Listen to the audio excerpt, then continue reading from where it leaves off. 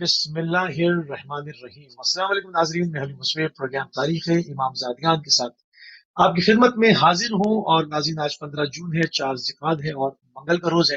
پروردگار کی بارگاہ میں دعا گو بھی ہوں اور پر امید بھی ہوں کہ پوری دنیا میں آپ جہاں کہیں بھی ہوں گے، صدقے میں محمد و آل محمد علیہ السلام کے خیر نافذ ہوں گے۔ ناظرین، آپ کو ہمارے اس پروگرام کے فارمیٹ کا علم ہے۔ اس میں امام زادگان کے حوالے سے ایک تسلسل کے ساتھ گفتگو جو ہے وہ جاری و ساری ہے، اور اس میں ایسے دور دراز علاقوں کا بھی ہم نے ذکر کیا جہاں پر اکثر زائرین جو لوکل زائرین ہیں ایران اور عراق کے، وہ زیارت کرتے ہیں، مگر جو پوری دنیا سے آئے ہوئے زائرین ہوتی ہیں ان کے پاس وقت بہت کم ہوتا ہے اور وہ چند ایک زیارتیں کر کے واپس اپنے وطنوں کو لوٹ جاتے ہیں۔ تو ہم اس پروگرام کے ذریعے سے جو ہے وہ پورے اس علاقے میں جہاں جہاں سادات گئے ہیں اور کن کن صحبتوں کو برداشت کیا، کس کس طرح سے سفر کیے اور دین مبین اسلام کی اشاعت کرتے رہے، کتنی قربانیاں تھی، کس طرح شہادت واقع ہوئی، ان ناموں کو تاریخ سے نکال کر اس پروگرام کے ذریعے ان کے حالات زندگی آپ کی خدمت میں پیش کیے جا رہے ہیں۔ آج ہم بات کریں گے بی بی معصومہ قم، کیونکہ ان کی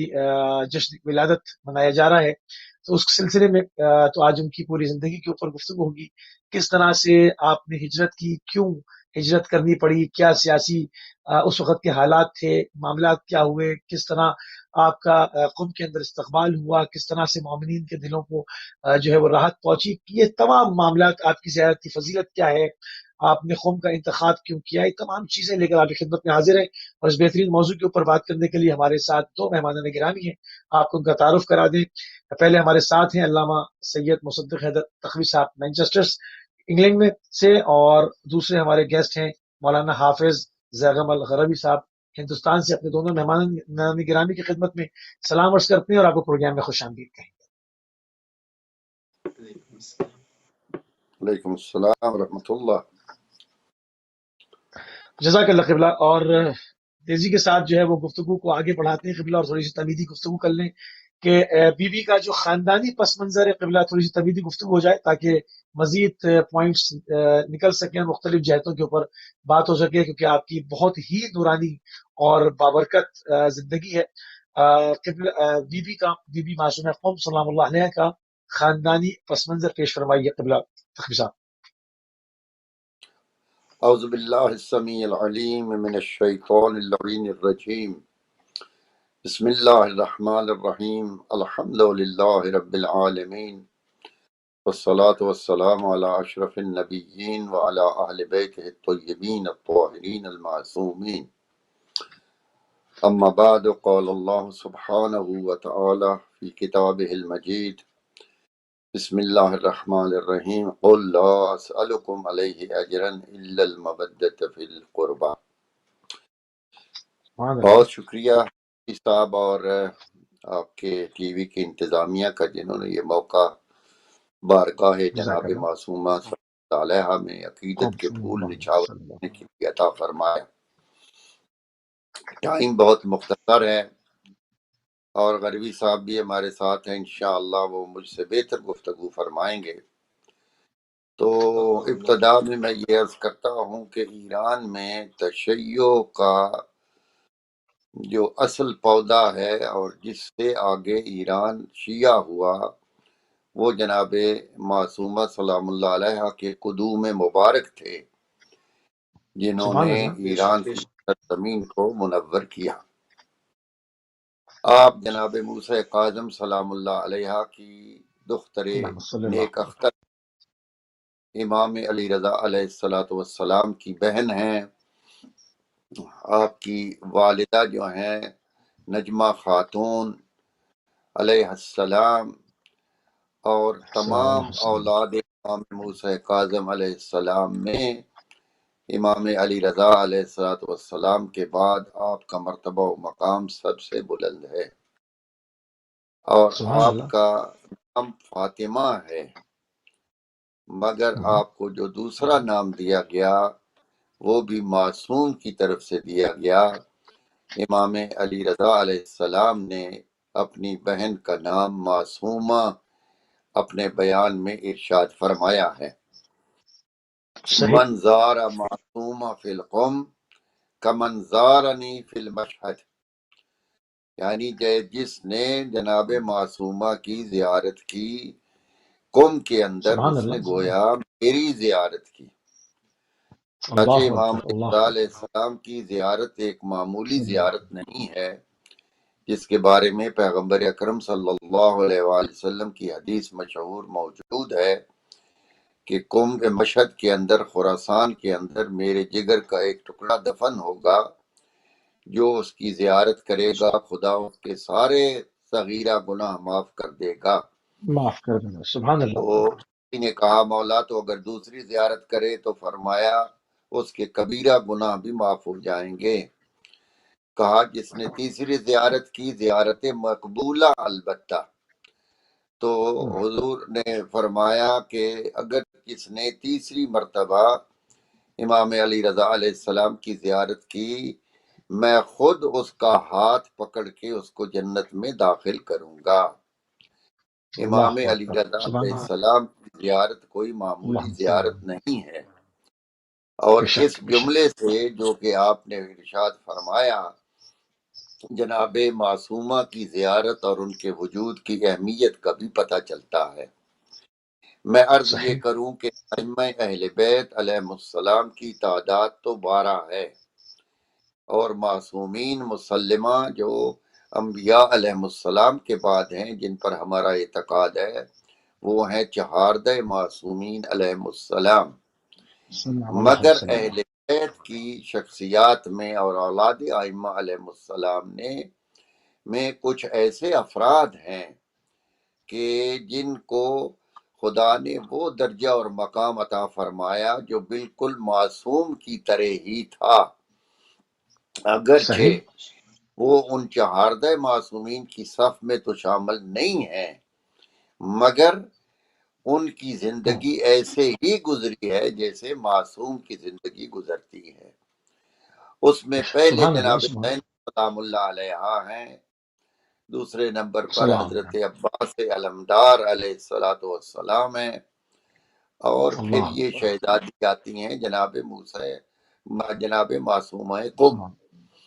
قوم اس صلی کے اللہ علاوہ علیہ اور وسلم، بھی افراد ہیں جیسے سید محمد ہیں، امام علی نقی علیہ السلام کے فرزند، جو کہ عراق میں بلد کے مقام پر مدفون ہیں۔ بلد، تو چنانچہ صحیح، سب سے بڑی اہمیت جو قابل ذکر ہے، جیسا کہ میں نے ابتدا میں عرض کیا کہ آپ کے وجود مسعود کی برکت سے سرزمین عراق پر شیعت کا پودا مضبوط ہوا۔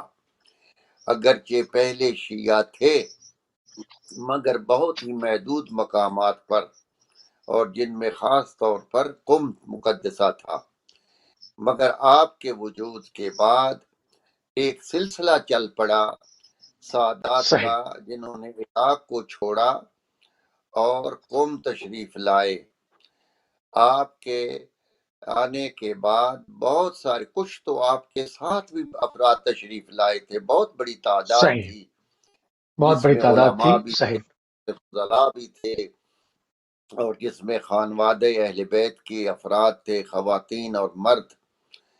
اور پھر اس کے بعد بھی سلسلہ جاری رہا۔ جناب موسی مبارکہ جو جد ہیں سادات تقوی و رضوی و برقعی کے، وہ صحیح، تشریف لائے قوم میں جناب شہزادی کی وفات کے بعد، اور انہوں نے اللہ باقاعدہ طور پر قوم کے اندر حوزہ علمیہ کی بنیاد رکھی، بنیاد اور ڈالی، جس صحیح، کے تو ثمرات پوری دنیا نے دیکھے، اور صحیح، یہ اثرات موجود ہیں۔ آپ کی شان صحیح، اور عظمت کے بارے میں کیا کہوں کہ جناب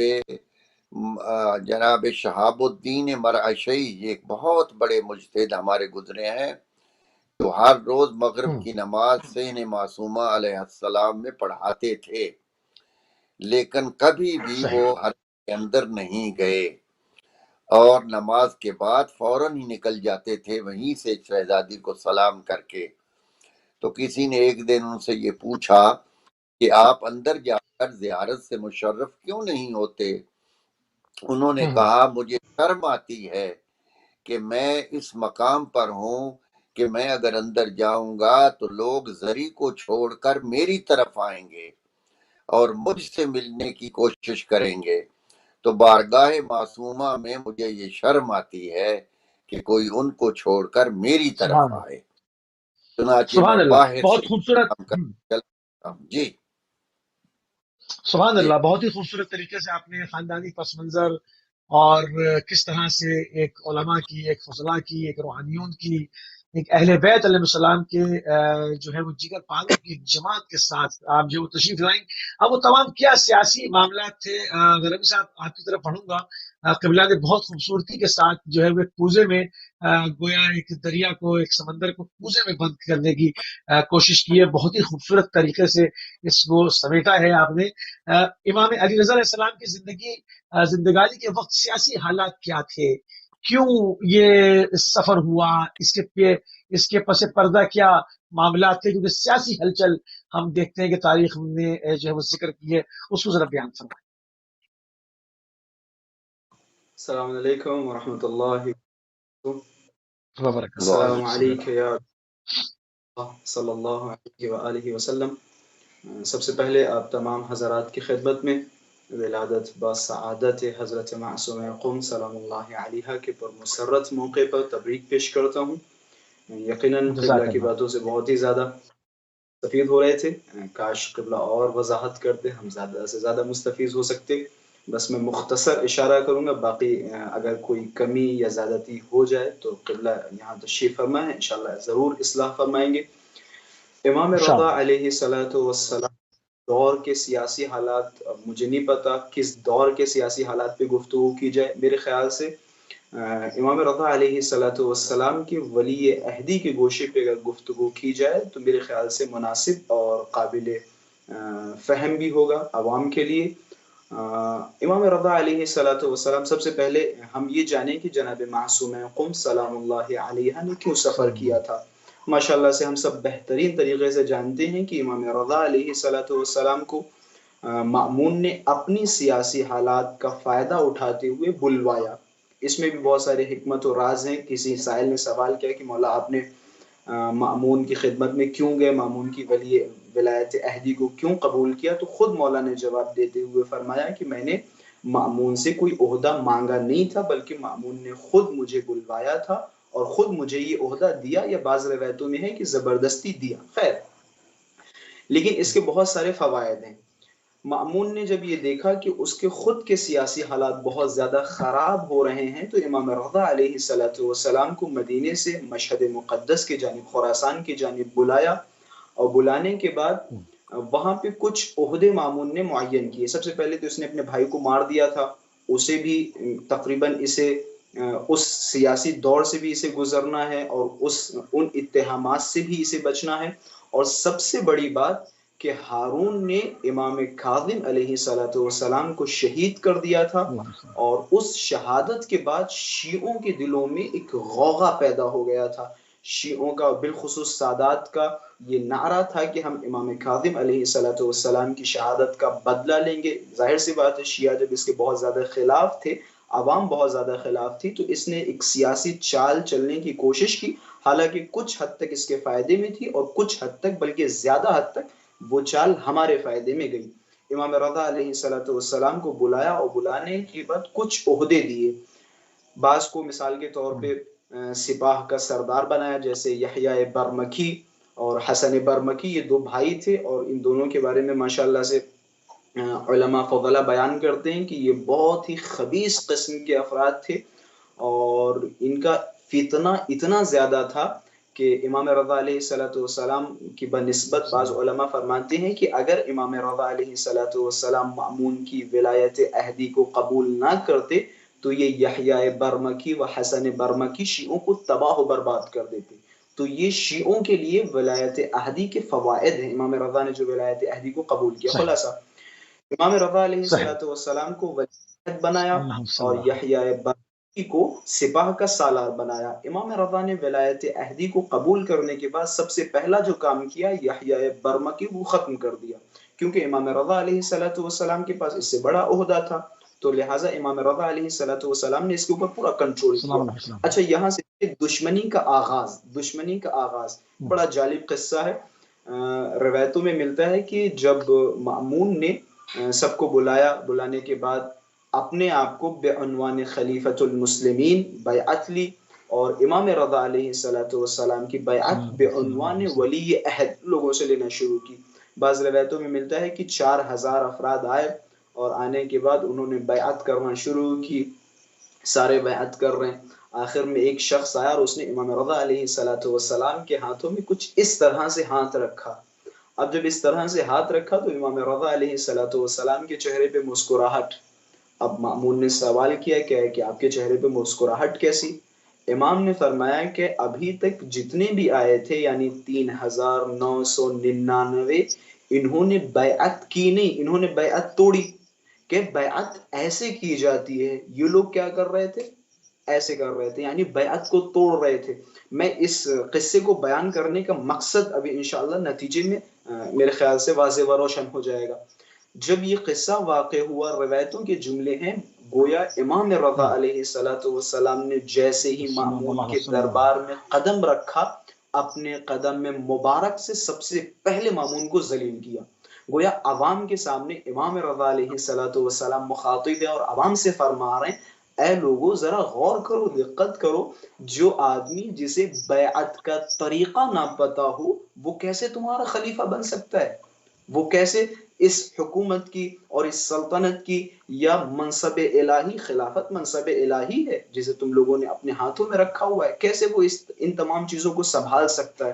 روایتوں کے جملے، مأمون لعنت اللہ علیہ کے سامنے جیسے یہ حادثہ پیش آیا، امام رضا علیہ السلام نے 4000 لوگوں کے سامنے مامون کو ذلیل کیا۔ مامون نے کہا بھیا آؤ پھر سے بیعت کرو، کہتے یہیں سے مامون نے ارادہ کر لیا تھا امام رضا علیہ السلام کو شہید کروا دوں گا، قتل کر دوں گا۔ لہٰذا یہ سیاسی ماحول میں نے شروع میں آپ سے بیان کیا تھا کہ کس سیاسی حالات کی طرف توجہ ڈالی جائے۔ امام رضا علیہ السلام نے جب مامون کے دربار میں قدم رکھا، آہستہ آہستہ لوگوں کے دلوں میں امام رضا کی محبت، الفت زیادہ ہونے لگی۔ پھر مامون کو احساس ہو گیا کہ اب یہ ہمارے لیے خطرہ بن سکتے ہیں، تو لہٰذا مأمون نے کوشش کی، اور پھر اس کے بعد تاریخ ہم سب کے سامنے ہے کہ امام رضا علیہ السلام کو شہید کروا دیا گیا۔ اسی اسنا میں کیونکہ ہماری بحث جناب فاطمہ معصومہ سلام اللہ علیہ کے حوالے سے ہے، اسی جب سیاسی حالات خراب ہوئے تھے، امام رضا علیہ السلام بعض روایتوں میں ملتا ہے کہ امام رضا علیہ السلام نے اپنی زندگی میں بلوایا تھا، اور زیادہ تر ہمارے علماء فضلاء فرمانتے ہیں کہ نہیں، جب امام رضا علیہ السلام کی شہادت کی خبر جناب معصوم قم سلام اللہ علیہ کو ملی، تب جناب معصوم قم سلام اللہ علیہ نے مدینے سے ہجرت کی مشہد مقدس کی جانب۔ پھر راستے میں وہ واقعات، وہ قصات جس کی وجہ سے خلاصہ منتہا جناب معصوم قم سلام اللہ علیہ قم پہنچی، اور صحیح بہت خوبصورت طریقے سے آپ نے اس زمانے کے جو سیاسی حالات تھے، جو بنی امیہ کے بعد بنی عباس کی مکاریاں اور جنایات تھی، اس کو برملا کیا، کیونکہ عموماً بعض لوگ بنی امیہ کو زیادہ ظالم سمجھتے ہیں، مگر جو لوگ تاریخ میں دقت کرتے ہیں، اس کے اسٹڈی کرتے ہیں، وہ سمجھ جاتے ہیں کہ بنی عباس بھی کسی صورت سے، کسی طور سے جنایات و ظلم اور بربریت میں بنی امیہ سے کم نہ تھے، بلکہ بعض جگہوں پر کہا یہ جاتا ہے کہ بنی عباس نے زیادہ ظلم کیا۔ بہرحال اس قصے کو آگے بڑھاتے ہیں کہ یہ سارا معاملہ جو ماجرا تھا، یہ بنی عباس کے ظلم اور ستم کی وجہ سے پیش آیا۔ قبلہ سے گفتگو ہو رہی تھی، علامہ صاحب آپ نے بیان کیا، آپ وہاں تک پہنچے تھے کہ قم المقدسہ کو آباد کیا ہے علماء نے، اور وہاں سے جو ہے وہ نور پھوٹا، اور حدیث کے اندر بھی ہے کہ قم سے جو ہے وہ نور پھوٹے گا، پوری دنیا کے کوشے تک اس کی جو ہے وہ کرنیں جائیں گی، اور ہر خطے کو علم سے منور کریں گی۔ آج الحمدللہ اہل بیت علیہ السلام کا مرکز ہے، ایک اہل بیت علیہ السلام کا سنگر ہے، جہاں سے پوری دنیا کے لیے جو ہے وہ فیض کا اہتمام کیا جاتا ہے۔ تو قبلہ قم المقدسہ کی ذرا اہمیت کے اوپر روشنی ڈالیں جو احادیث مبارکہ کے اندر، اقوال معصومین علیہ السلام کے اندر بیان ہوئی ہے۔ جی بہت شکریہ۔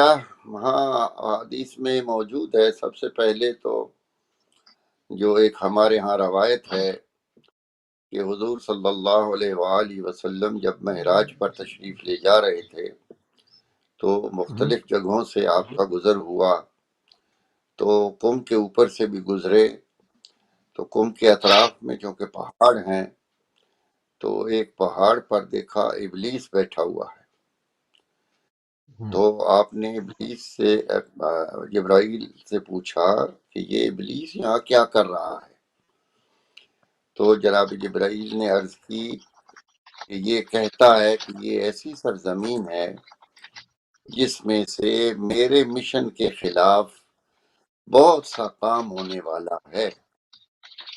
چنانچہ میں نے باقی جگہوں کو چھوڑ کر اس جگہ کا انتخاب کیا ہے تاکہ میرے مشن کو نقصان نہ پہنچے زیادہ. تو حضور صلی اللہ علیہ وسلم نے فرمایا قم، یعنی اٹھ کھڑے ہو یہاں سے. اور یہی وجہ تسمیہ بنی اس شہر کی قم. اور یہ جو جناب سیدہ تشریف لائیں یہاں، میں اس کو پچھلی تاریخی پس منظر میں آپ خدمت میں عرض کرتا ہوں. جناب زینب سلام اللہ علیہ کے بارے میں بہت سے لوگوں نے اعتراض کیا، بلکہ اہل بیت کے خانوادے سے بھی کئی لوگوں نے کہا. بالخصوص جناب محمد بن حنفیہ نے امام حسین علیہ السلام سے عرض کی کہ آپ زینب سلام اللہ علیہ کو کیوں لے جا رہے ہیں؟ یہ تو ایسی بیویاں ہیں کہ جو گھر سے باہر کبھی نہیں نکلی. حالات اس قسم کے ہیں کہ ان کا جانا آپ کے ساتھ مناسب نہیں ہے. تو آپ نے فرمایا کہ زینب کا جانا میرے ساتھ بہت ضروری ہے. اور بھائی بات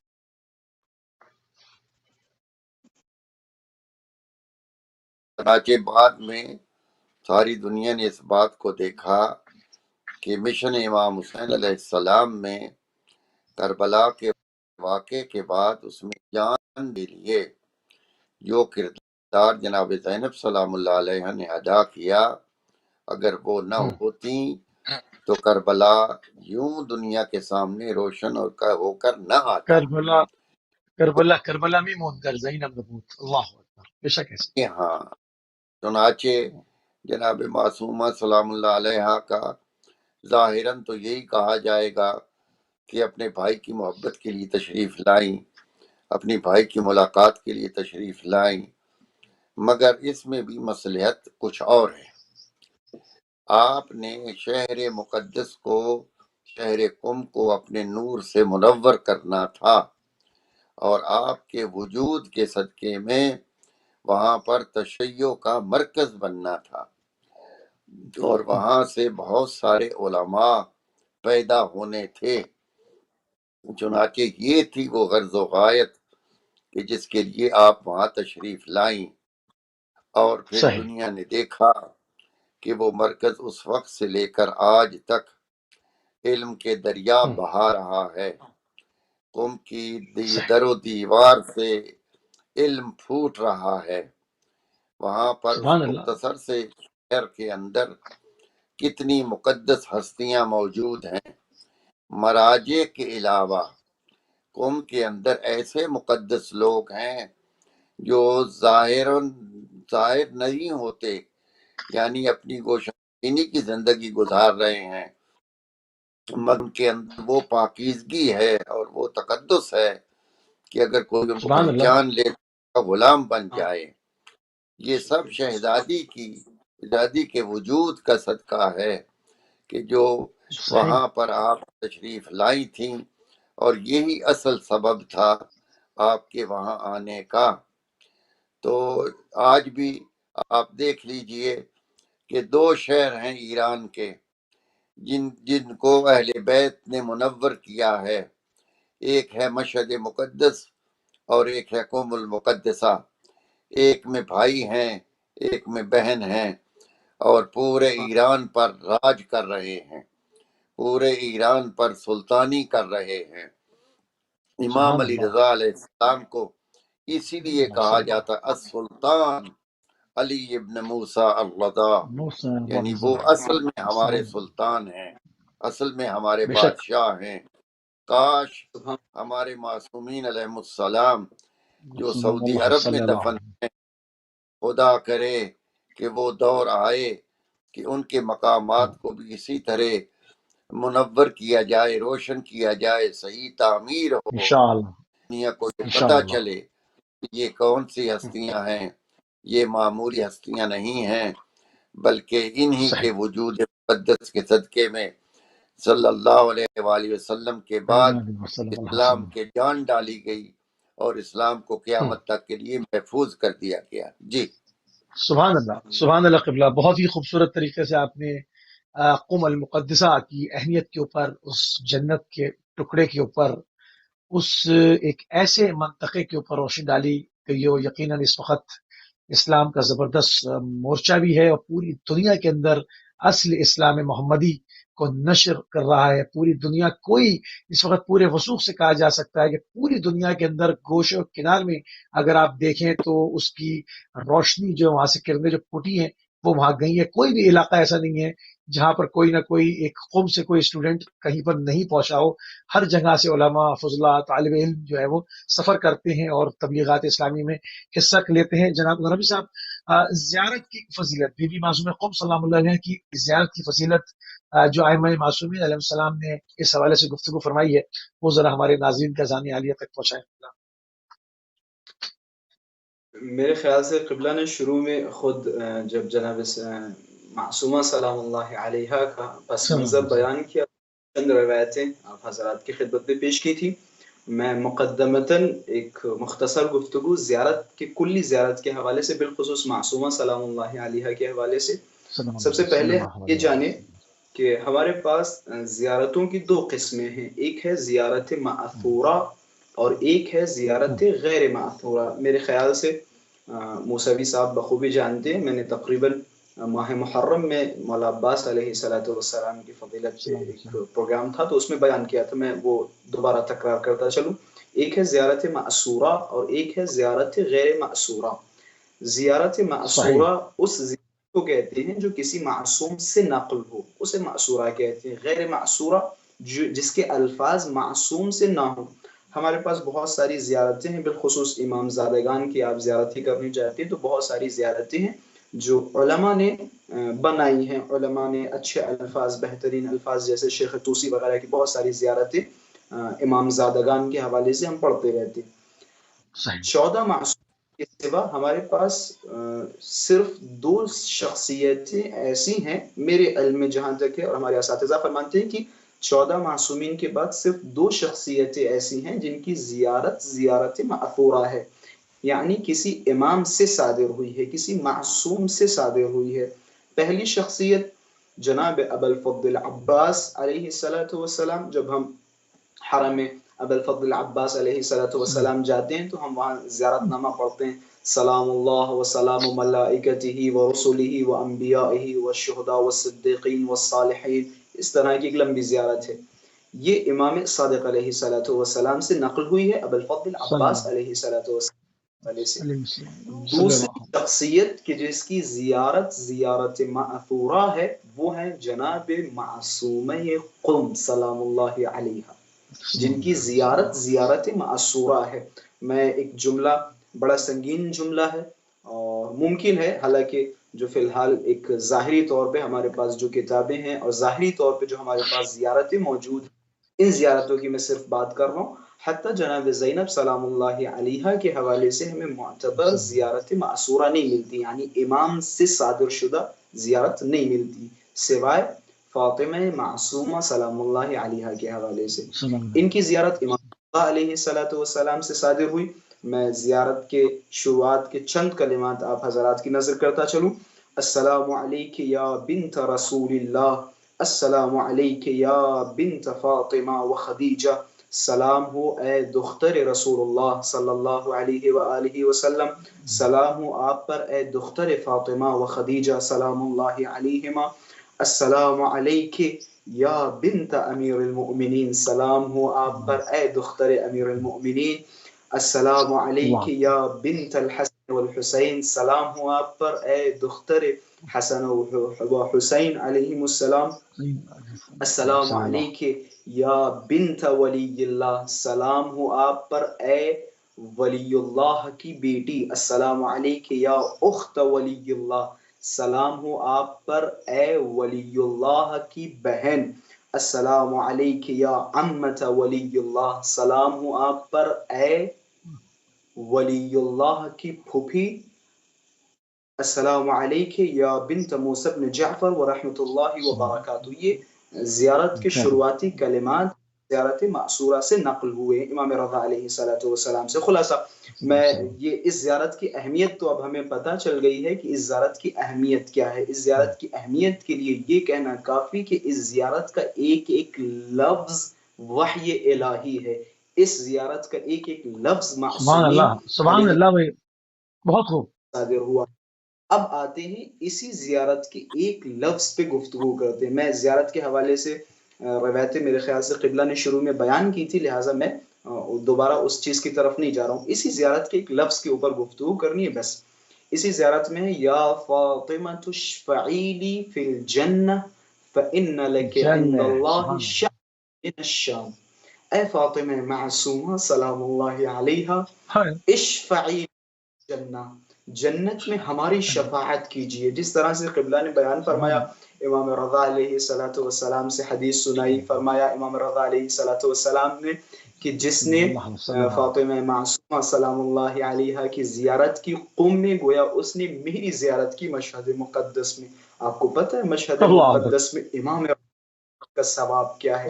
اب اسی طریقے سے امام جواد علیہ الصلوۃ والسلام فرماتے ہیں کہ جس نے جناب معصومہ قم کی زیارت کی، جنت اس پر واجب ہے.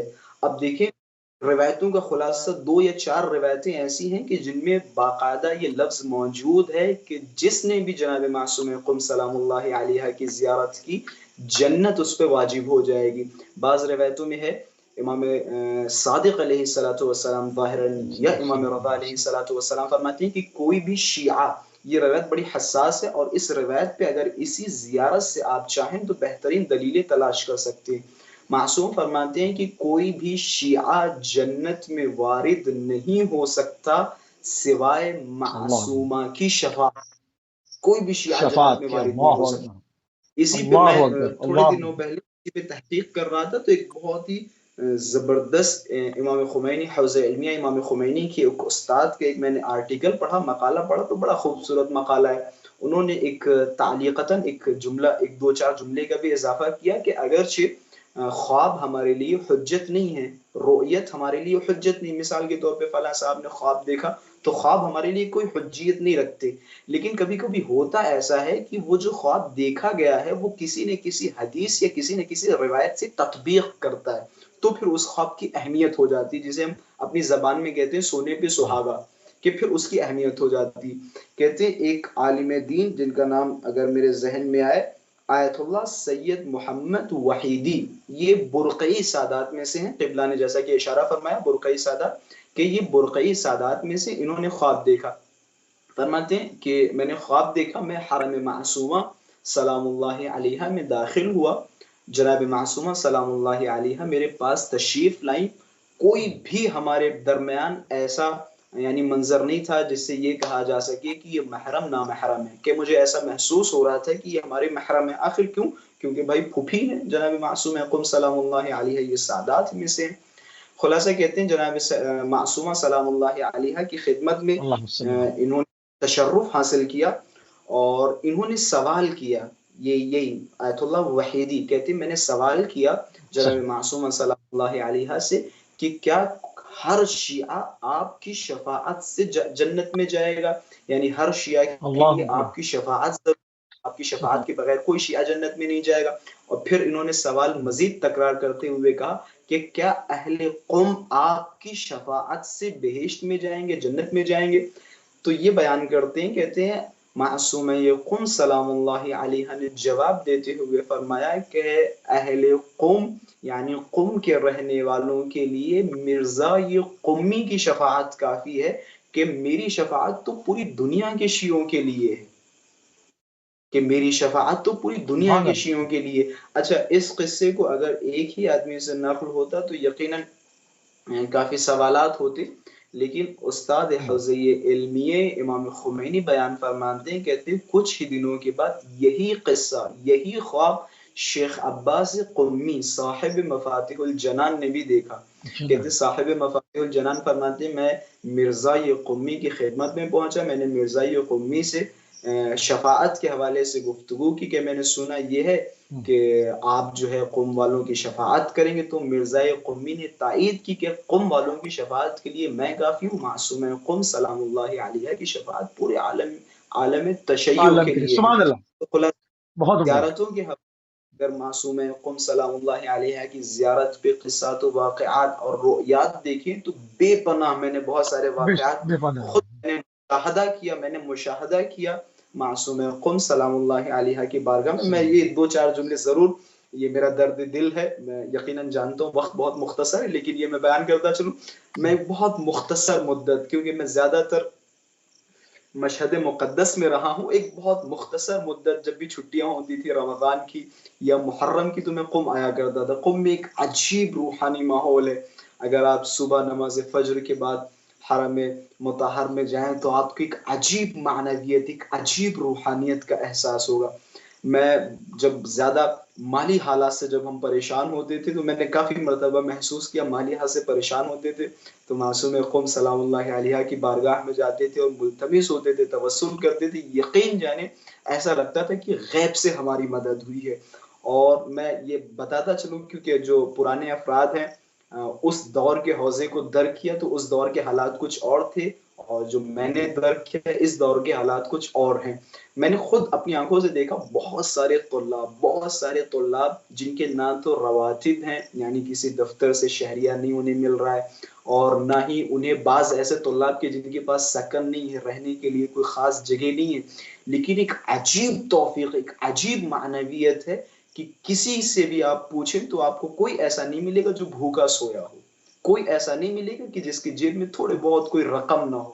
یہ جناب معصوم سلام اللہ علیہ کی طلاب کے حق میں ایک عجیب محبت ہے، ایک عجیب الفت ہے۔ یہی وجہ ہے میں پوری دنیا کے مقامات کی زیارت کا شرف الحمدللہ خداوند متعال نے بخشا، لیکن یقین جانے ایک معصوم قم سے عجیب الفت ہے اور ایک عجیب محبت ہے۔ جب میں وہاں پہ جاتا ہوں تو ایک عجیب معنویت کا احساس ہوتا ہے۔ سبحان اللہ، سبحان اللہ، بہت ہی خوبصورت طریقے سے آپ نے بی بی معصوم قم صلی اللہ علیہ کی جو فضیلت کی، جو زیارت کی فضیلت ہے، جو اہمیت ہے، ان کے زیارت کے بارے میں جو الفاظ دہن مبارک امام علی رضا علیہ السلام سے صادر ہوئے ہیں، یقیناً آئمہ کے دہن سے نکلے ہوئے الفاظ وہی الہی ہی ہوتی ہے۔ تھوڑی سی بات کو آگے بڑھائیں گے، بہت خوبصورت اس کے اوپر جو تمام چیزیں تھیں آپ نے بیان کی۔ قبلہ علامہ تقوی صاحب، بالکل وقت ہمارے پاس اب جو ہے وہ کم ہوتا جا رہا ہے۔ جو یہ قافلہ سادات کا جس طرح سے آپ اس کو ایک تسلسل کے ساتھ بیان فرما رہے ہیں، یہ مشہد کا ارادہ رکھتا تھا، یہ قم کی طرف انتخاب کیسے ہوا؟ ساواک اس کا پرانا نام، وہاں پر ایک گھر کے اندر قیام ہوا، کس طرح وہاں پر ہمیں روایتوں میں ملتا ہے کہ کالے پردے تھے، وہاں پر ایک بڑی تعداد سیوں کی تھی، ایک استقبال ہوا، یہ تمام چیزیں جس طرح سے معصومہ وہاں تشریف لائی ہیں اور ان کو وہاں پر ان کا استقبال کیا گیا ہے، اس کے اندر جو بڑی بڑی شخصیات تھیں، کیا روحانی قافلہ تھا، کیا روحانی مناظر تھے، اس کے اندر یقیناً امام کی جو اثارت ہے اس کا ایک دکھ بھی تھا، ایک غم بھی تھا، ان تمام چیزوں کو تھوڑا سا یہاں پر بیان فرمائیے قبلہ۔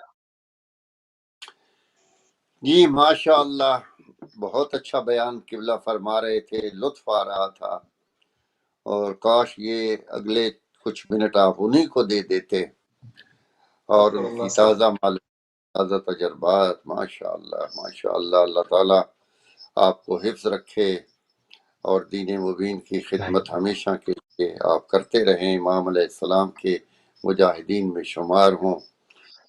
تو میں یہ کروں گا کہ جناب سیدہ معصومہ قم سلام اللہ علیہ منشاء الہی یہی تھی کہ ان کو قم میں آنا تھا، مگر ظاہری حالات جو ہوئے، ساوا شہر میں اہل تشیع نہیں تھے، تو چنانچہ جب یہ وہاں پہنچے، ایک بات کا آپ کو ادراک ہوگا کہ ایران تشیع سے پہلے اہل سنت کا بہت بڑا مرکز تھا۔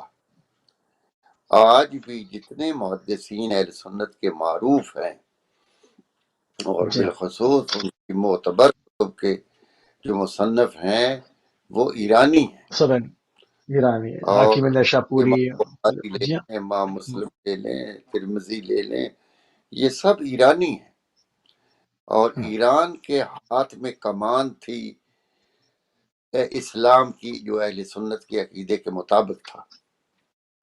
یہ تو خدا کا شکر ہے کہ جس نے اس کو بالکل ہی بدل دیا، اور آج وہی غیور دانا قوم کہ جن کے ہاتھ میں قیادت جچتی ہے وہ شیعہ ہو گئے، اور آج ہمیں اس بات کی خوشی ہے کہ ہمارا مذہب جو ہے وہ محفوظ ہاتھوں میں ہے، اور ایک دلیر قوم کے ہاتھوں میں ہے، اور وہ اس کا صحیح معنی میں دفاع کر رہے ہیں۔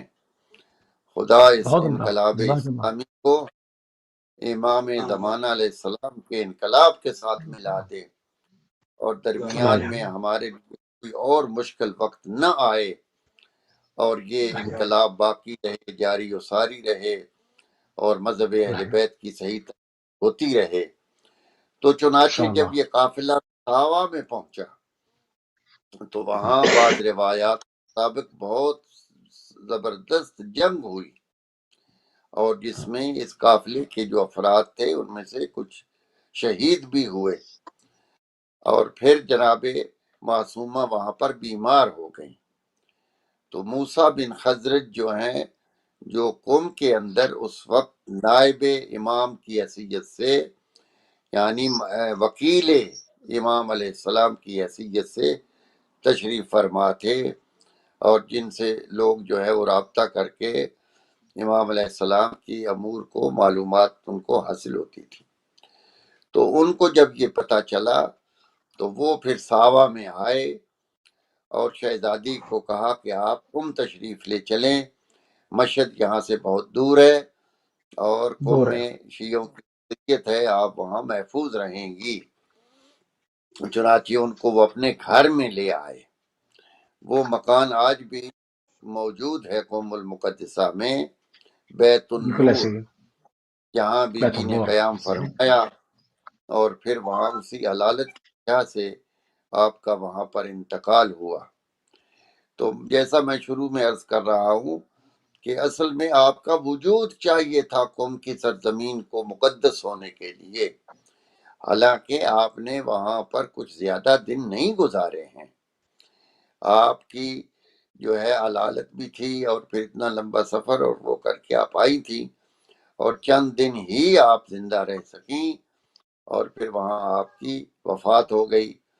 ایک ضعیف روایت میں یہ بھی ملتا ہے کہ آپ کو زہر دیا گیا، مگر یہ روایت جو ہے وہ زیادہ علماء کے نزدیک معتبر نہیں ہے، اس لیے کہ قم میں آپ اپنوں کے درمیان میں تھیں۔ چنانچہ پھر آپ کا مزار وہاں بننے کے بعد سادات جو تھے عراق کے اندر، جو بنی عباس کے ظلم و ستم کو سہ رہے تھے، انہوں نے جائے امان سمجھا قم کو، تو وہاں سے پھر یہ قافلوں کے قافلے قم میں تشریف لائے، اور یہ جو اگلے سادات ہیں یہ سارے امام محمد تقی علیہ السلام کی اولاد میں سے تھے، اس لیے ان کو ابن الرضا کہا جاتا تھا۔ اور پھر یہ سادات کا یہ جو خاندان یہاں پر آباد ہوا، اور پھر وہاں سے ہندوستان اور پاکستان میں بھی جو سادات تشریف لائے ہیں وہ بھی ایران کے ذریعے ہی یہاں پر آئے۔ ایران میں ان کو جو عزت اور مقام ملا، اور اس کے بعد شاید خدا کی غرض و غایت یہی ہو کہ یہ پھیل جائیں دنیا میں، اور ان کے وجود سے مذہب اہل بیت سے دنیا روشناس ہو جائے۔ امام جعفر صادق علیہ السلام کی خدمت میں ایک شخص حاضر ہوا، اور اس نے آ کر کہا کہ مولا ہماری بستی جو ہے اس میں تمام شیعہ ہیں، بڑے نیک لوگ ہیں، اور وہاں پر آپ کی بہت تعریف بھی ہوتی ہے، مذہب اہل بیت کا کام بھی ہو رہا ہے، تو ان کے لیے دعا فرمائیے۔ تو امام علیہ السلام نے ہاتھ بلند کر کے کہا اللہم فرقہم، وہ جو فرق کروانے والا تھا وہ حیران ہو گیا، مولا میں نے تو ان کے لیے دعا کہی ہے، آپ بد دعا دے رہے ہیں۔ تو آپ نے پھر فرمایا اللہم فرقہم، 3 مرتبہ یہ فرما کر کہا کہ وہ جو اتنے اچھے لوگ ہیں وہ اگر ایک جگہ پر ہی محدود رہے تو پھر جو اللہ کی ہدایت ہے وہ ایک جگہ پر رہے گی. تو میں یہ چاہتا ہوں کہ خدا انہیں دنیا میں پھیلا دے تاکہ جہاں بھی ان کے کردار کا حسن جو ہے اور ان کے اعمال کی خوشبو جو ہے وہ لوگوں کو ہمارے دروازے پر لے آئے. اور میں آخر میں یہ جملہ عرض کروں گا کہ تاریخ شاہد ہے، دنیا میں جہاں کہیں بھی اسلام گیا ہے آپ صرف اپنے قریبی علاقوں کو نہ دیکھیں جیسے پاکستان ہے، ہندوستان اور افغانستان، بلکہ ملائیشیا اور انڈونیشیا تک بھی جہاں بھی اسلام گیا ہے وہ سادات کے وجود سے گیا ہے. وہاں پر سادات پہنچے ہیں، آج بھی وہ قبریں موجود ہیں انڈونیشیا میں بھی. اور ہمارے مولانا شاہ احمد نورانی جو پاکستان کی بہت بڑی علمی اور سیاسی شخصیت بھی تھیں، تو انہوں نے ایک دفعہ ایک کالم لکھا اور جس میں انہوں نے تصاویر کے ساتھ یہ بیان کیا کہ میں انڈونیشیا اور ملیشیا میں گیا ہوں اور وہاں پر سادات کے مزار دیکھے ہیں اور جن کے اوپر اہل بیت ائمہ اہل بیت کے نام بھی لکھے ہوئے ہیں. تو چنانچہ حضور صلی اللہ علیہ وآلہ وسلم نے یہ فرمایا تھا انی تارک فیکم الثقلین کتاب اللہ و عترتی اہل بیتی. تو یہ دونوں جو ہیں جو مضبوط اسلام کا سہارا ہیں یہ مل کر دنیا میں اسلام کی خدمت کر رہے ہیں، اہل بیت بھی اور قرآن مجید بھی. اور اس میں سب سے بڑا مظہر جناب معصومہ سلام اللہ علیہا ہے. ہمارے لاکھوں درود اور سلام ہوں اس شہزادی کی خدمت میں. اور اے بی بی، جیسے آپ نے فرمایا ہے کہ قم والوں کے لیے تو قمی ہیں مگر ہم مسکینوں کے لیے تو آپ ہیں. تو بی بی اپنی ولادت کے صدقے میں ہمیں بھی ان لوگوں میں شمار فرما دیجیے جن کی آپ قیامت والے دن شفاعت فرمائیں گی. اور خدا ہمیں بھی آپ کی شفاعت نصیب فرمائے اور اس سے محروم نہ کرے. اللہم صلی علی محمد وآل محمد وعجل فرج. اللہم صلی علی محمد وآل محمد. جزاک اللہ قبلہ. بہت ہی انتہائی مشکور ہیں اور انتہائی ممنون ہے اپنے دونوں مہمانان گرامی کی کہ آپ ہمیشہ جو ہے وہ پیغام حسینیت کو، پیغام اسلام ناب محمدی کو پوری دنیا کے اندر پھیلانے میں اپنا صحیح کردار پیش کرتے ہیں. علامہ مصدق حیدر تقوی صاحب مینچسٹر سے ہمارے ساتھ شامل تھے. مولانا حافظ زیغم الغروی صاحب ہندوستان سے ہمارے ساتھ شامل تھے. ہم انتہائی مشکور ممنون ہیں اپنے دونوں مہمانان گرامی کے. ناظرین آپ دیکھ رہے تھے تاریخ امام زادگان. تو اس پلیٹ فارم کے ذریعے سے، اس پروگرام کے ذریعے سے ہر ہفتے ایک نئے خاندانی عصمت و طہارت کی ایک نئی شخصیت کا ذکر ہوتا ہے. کیونکہ اگر صرف ایران کی طرف رخ کیا جائے تو 4,500 قطبوں کی تاریخ ہمیں ملتی ہے، اور اس کے علاوہ عراق کے جملہ الگ ہیں، لبنان کے الگ ہے. تو انشاءاللہ جہاں تک ممکن ہوگا اس پلیٹ فارم کے ذریعے سے آپ تک جو ہے وہ یہ تمام معلومات بہم آپ کے اذان عالیہ تک پہنچائی جائیں گی. اس وقت ہمارے پروگرام کا ٹائم ناظرین تمام ہو گیا. ہماری اور آپ کی اگلی ملاقات انشاءاللہ کل